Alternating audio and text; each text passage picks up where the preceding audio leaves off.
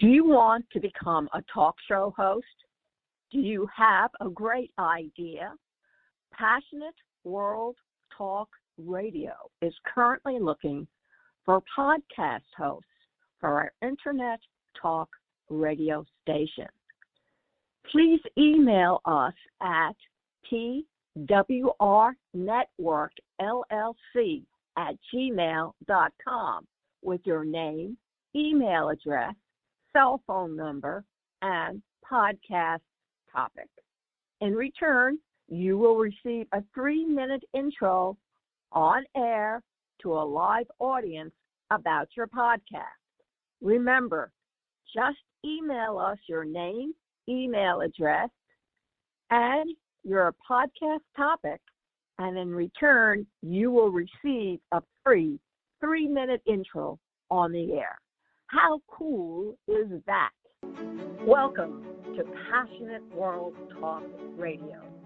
Educate, enlighten, entertain. This show does not provide medical advice. If you're having a medical emergency, please call 911. Anything you hear here should be discussed with your primary health care provider. Hello, and welcome to Everyone Dies, the radio show, produced by Passionate World Talk Radio, whose goal it is to educate, enlighten, and entertain. I'm Mary Ann Matzo, and for the next 30 minutes, I am your host. So, probably back to about the year 2000, I was teaching nursing in New Hampshire, and I had a lot of students come through that educational process. And recently, one of my students, Ellie Atherton, gotten back in touch with me. And Ellie, when she was in school, was an adult learner, and we were working on developing the ELNEC project, and she gave me a lot of advice from her experience being an herbalist in terms of alternative ways of managing symptoms, which we had incorporated into the ELNEC project. And so now here she is all grown up, and she's our guest tonight. Ellie, welcome. Thank you, Marianne. It's great to be here and great to reconnect with you. It was so nice of you to get back in touch with me and let me know what you've been doing. Ellie's has worked many years as a hospice nurse, and I guess that you're kind of swinging back into the herbalist stuff. Would that be correct to say? Well, you know what? I did try to mix the two of them together. So I was an herbalist first. I started as a teen because I had funny reactions to medication. So I was drawn into herbalism because it spoke to me and it was something I could try instead of traditional medicines. And then when I became an RN, I couldn't do both roles. So I was just the hospice nurse. When I stopped doing hospice, I tried to put them together and do a complementary therapies kind of role and do holistic health consultations, which I did do for a while. But honestly, now I think I've outgrown the herbalist. I'm still using it, and I still, teach a little bit about it, but not like I used to. And I was thrilled when you and I connected and you said you wanted information. I still, have it stored, downloaded somewhere in my brain. Sometimes it's hard to pull it out now. But yes, so I think I'll always have that herbalist natural approach part of me. And, of course, I still take herbs daily. I do foods and herbs. I call it plant medicine. So that's my first choice when I have anything out of balance. That's where I go. But yeah, I think it's just something, dates back to the age of time. We didn't have these pharmacies and hospitals on every corner like we do today, and plant medicines and foods were what people used. So I'm thrilled to see it being accepted. Because when I started out, it wasn't. People thought I was quite strange, and what is an herbalist? They had other names for it. And so now I think it's wonderful that there's more research and it's more widely accepted in the medical. It was a threat in the 90s when I was doing consultations. People were being told, there's no scientific research. There's no double-blinded studies, which actually wasn't true. There were studies starting from the 60s, but it became more widely accepted, and now the research, like even on dementia and herbs, is tremendous, which is exciting. It is exciting, and that's one of the reasons that today I wanted to talk with you. Now, we're going to do Ellie and I will do another interview regarding, she has one book that's already been published, and she's getting ready to publish a second book. So we're going to do another interview about the books. Yeah. But today, because this week in our podcast, we're going to be talking about alternative ways of dealing with symptoms for people with dementia. I said, Ellie, are there any kind of herbal interventions? And she's like, oh, girl, let me tell you. And so I invited her onto the show to talk about other ways of alternative ways without, pharmacology to manage symptoms for people who have dementia. And it so happened that in her role as a nurse is that she did 2 years of overnight weekend care with a woman who had dementia. So for those of you who are listening saying, yeah, but what does she really know about, being those long-haul caregivers? It was 3 days a week, but still, when you're there, it's a lot of hours. 72-hour shift. Yeah, can you imagine? Or no, I'm sorry. No, I take that back. 64 hours. So it was like 8-hour shifts back to back. Oh, Lord Jesus. That's a lot. So what kinds of interventions can you tell us that people might be able to use for their loved ones who have dementia? Yeah, so I think, like I said, I see plant medicines as foods and herbs. So, the easiest place to start, well, I don't know if I should use the word easy, but the first place to start for most people, which would be raise the comfort level, because some people still have a little worry about, if I take this herb, what would be the side effect, would be to start with foods. So looking at foods, and this is mostly foods to try to avoid. So, for example, sugar. Sugar intake can be too stimulating. It can keep people up at night. So it's not to say they can't have their sweets, but try to do it earlier in the day if they want to have them, because sleep is a huge issue for dementia patients. Mm-hmm. So if you can, bring that, if they love their cookies and their desserts, do it, late morning or with lunch. And then, just thinking about it. The hard thing is they're not always agreeable. So compliance is one of the biggest issues with dementia too.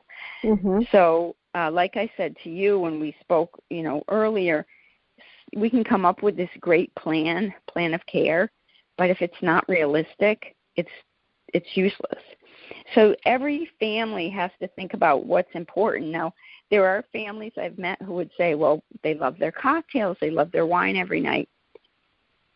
One of the problems with that, well, there's sugar in it, first of all, but alcohol can keep them up. And so they'll fall asleep great after they have that glass of wine, but then they'll turn out being restless the rest of the night. Mm. And so that's a tough one because, if you meet a family where they celebrate around cocktails, it's hard. Sometimes I'll recommend to people, well, just water down the patients, if you can, don't go crazy so they notice it right away, but just slowly over time, water down their drink, and that, that can help. Mm-hmm. Because you don't want to, they're losing so much, you don't want to just take it away. Right. Because quality of life matters, it's like everything, you say, well, you can't have your cookies and you can't have your wine. And, they're like, well, what's the point of living? Yeah. I love that stuff. So, if someone told me, well, you can never have chocolate again, I'd be pretty sad, Right. I don't think I'm going to be happy without chocolate. Dark chocolate is just part of my life. I have it every day, just at least a little bit, but it's like a medicine. Yeah, it's a comfort food for me. Mm-hmm. So we do have to think about those things. So the dietary, coconut is a great thing to add to the diet of patients. And I'm referring to mild to moderate dementia. Once they're in advanced, not much of what I'm recommending is going to make a big difference, except maybe like that sugar intake later. Of course, that's true always. Right. But most of these herbs and things are more for this mild to moderate stage. And then so what do you do with the coconut? So coconut, they could use it in cooking. Mm-hmm. Instead of cooking with olive oil or other oils, cook with coconut oil. And coconut, they've done a lot of research on coconut, and it's really been found to be good in, not just for the brain, but one of the things I looked at as an herbalist, and this might be getting a little weird for people, was that some plants show us what they're good for.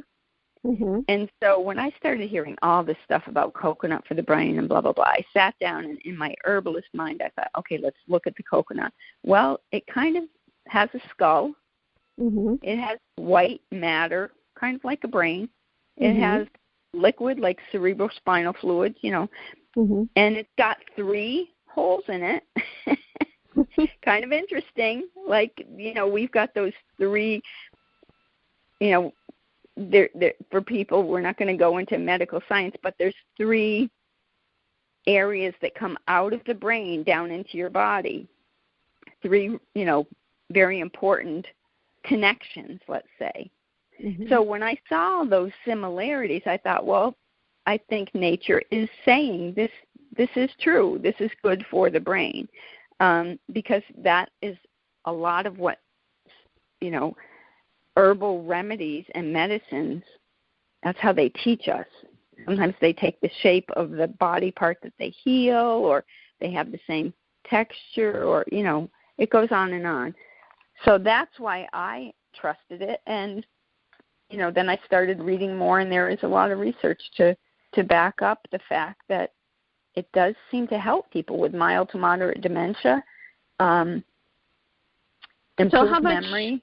How much coconut oil, is it something you could, put in a tablespoon? And right. I would say you don't want to go crazy because it is a fat, so you don't want to go way overboard.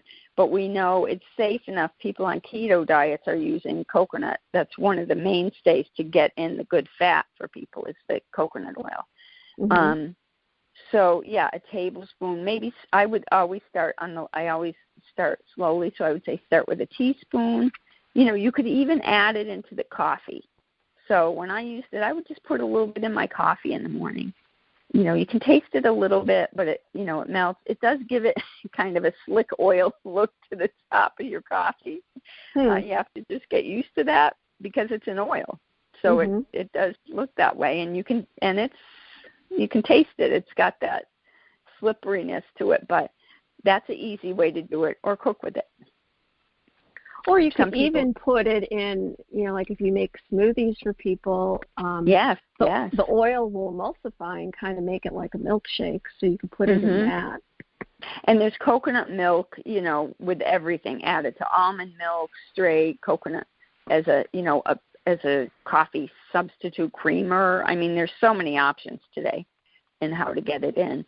But the thing that I think is important is you might not be able to get the coconut in every day, but if you can get a little smattering of different things in, it's like when you feed toddlers. If in the whole week they got all their fruits and vegetables in, it's okay if it wasn't every day. Mm-hmm. It's the same kind of theory, just because you don't want to get into a battle with people, because with dementia that just backfires. Right. So are there other? Oh, I'm sorry. So there's coconut milk. Are there other foods or teas, that kind of thing, that can help with symptoms? So the other herbs are mostly, one of the herbs that is also, there is some more research on it, is rosemary. Now that's something people could cook with. And that one they found significantly enhanced performance overall for memory and secondary memory tasks. Yeah, rosemary. And that, eating it, even aromatherapy with rosemary, they found to be effective. Huh. So people could put it on the stove, like in a pan of water and just let it bubble, or if they have an infuser, exactly, use rosemary oils. Just a few drops. You could put it even on people's wrists, right? Yeah, you just have to be careful about putting essential oils directly on the skin because they can be irritants. But you could put it in a carrier oil. Yes. Right. Can you explain to our listeners what a carrier oil is? So something that dilutes it, because first of all, a drop of an essential oil is a tremendous amount of that plant. So, it takes pounds and pounds of plants to make like an ounce of essential oil.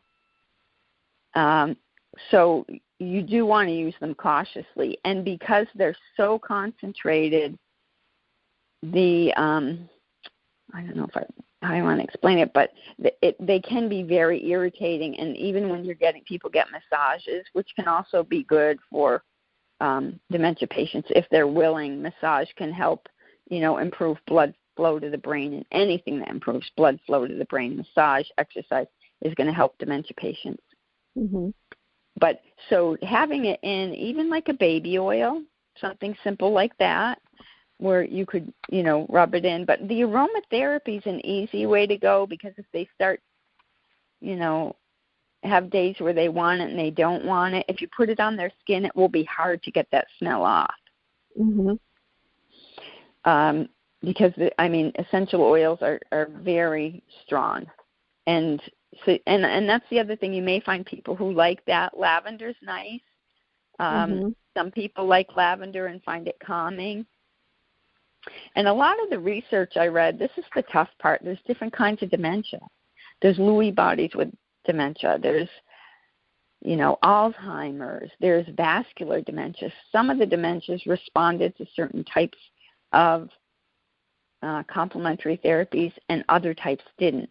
So I just think, and then even in every study, they'll say, well, 30% of the recipients responded, 80% to this. And, but so I think everyone just has to find those things that work for their loved one.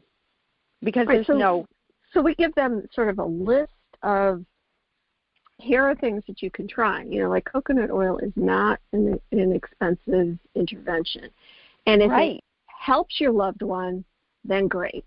And if it doesn't, then there's really... Then move on to lavender. Try lavender. Nothing lost. The same, rosemary.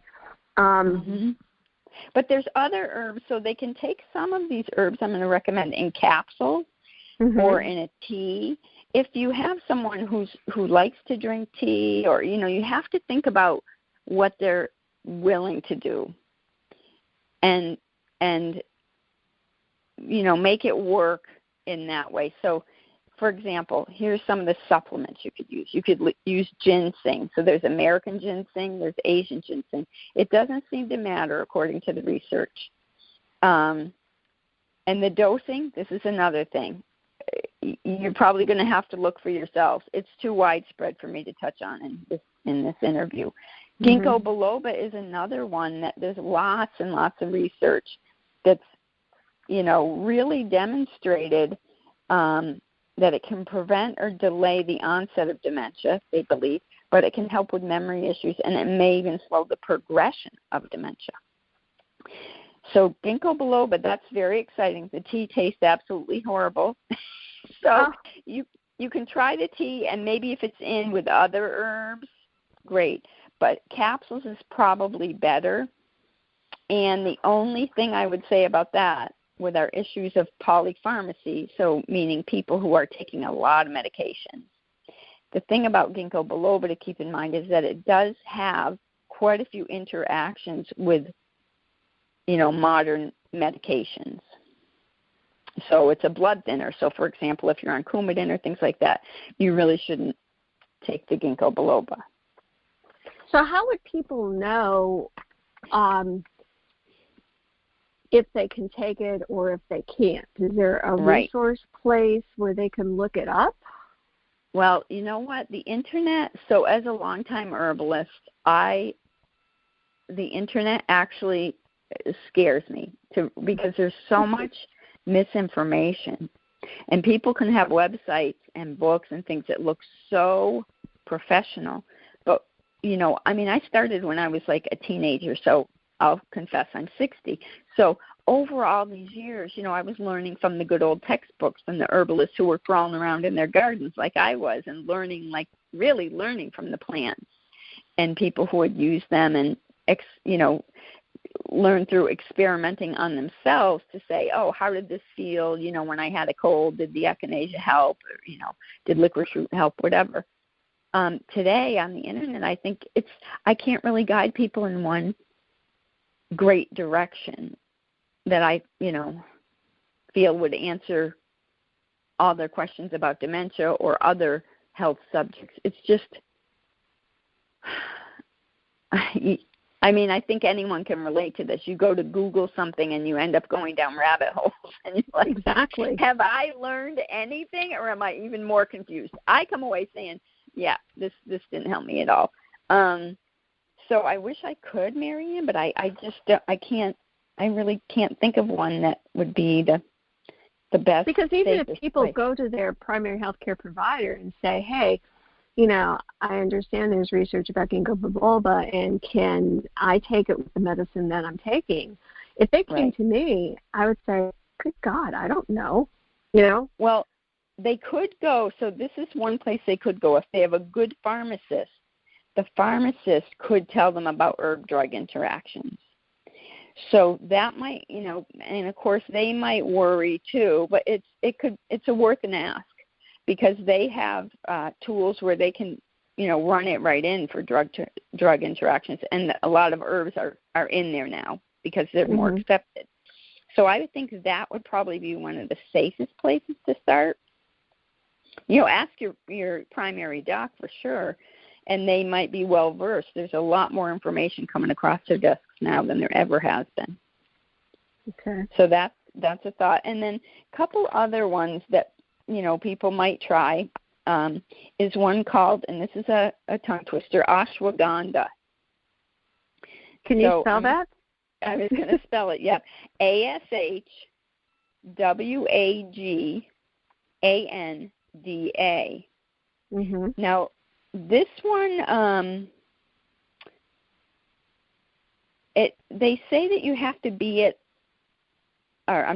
on it for, a few weeks before you start seeing effects. So, if you can get them to take a capsule or two, whatever's recommended on, follow the recommendations on the bottle for, a few weeks, like 3 weeks, then see if you start noticing a difference.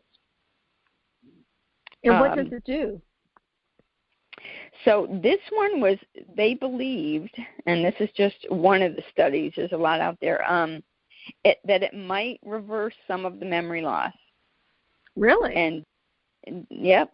And, they believe that because in their research study, they saw significant improvements, and then when they withdrew people from it, they quickly relapsed back. So what they think happens with ashwagandha that's different is that it really appears to increase proteins in the liver, which enter the bloodstream, before reaching the brain. So it's like, it's good. So that was a good thing, and it was having a good influence on the brain because of the way it was working. We're like with coconut, they believe it's just directly that the oil, like the makeup of the oil, is what's affecting the brain. And I'm not a scientific research expert, so don't quote me on these things. I'm saying these are just my interpretations, right. as but there's so much research too. Like I have not piled through all of the research studies. There's just too many, but at least they're starting to give some details about it. So, that was one of the things that I read that I thought, well, that's pretty exciting if they're seeing that. And then lemon balm is another one.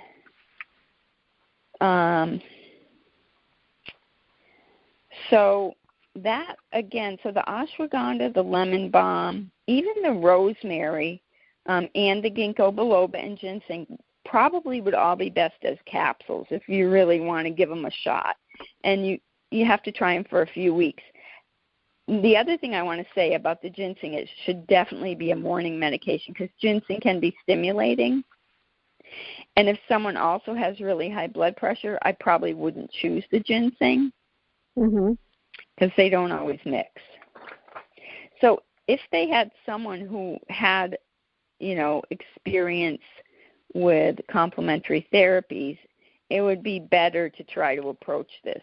And I'm not, advising people to go out and grab these. I'm just giving them places to kind of learn and go search and try to find out what you can and connect to people who have, more experience. Because the patients I cared for, I never cared for anyone where we could get them to take anything consistently. And that's what's hard. So what about, light therapy? Does that help with people with Alzheimer's? Absolutely. So bright light therapy, and we know it works for people with seasonal effect, like in the Northeast where we have our long winters. Sad, we call it sad because, the days are short and a lot of people need that light and we can't get it. Bright light therapy, there's tons of research about that to help improve sleep for dementia patients. And again, we did try it with the patient I worked for on the weekends, but the issue was getting her to sit with it long enough. Sometimes she just wouldn't want it.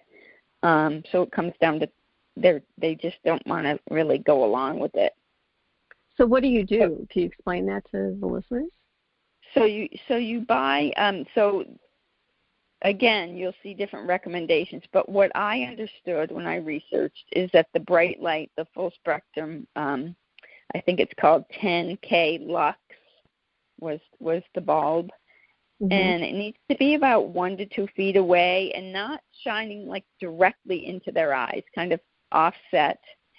And I started out slow. We would try 15 minutes because some research says if they have it for too long, it doesn't help reset the circadian rhythms. And that's basically what it's doing. It's trying to, fix the imbalance in circadian rhythms.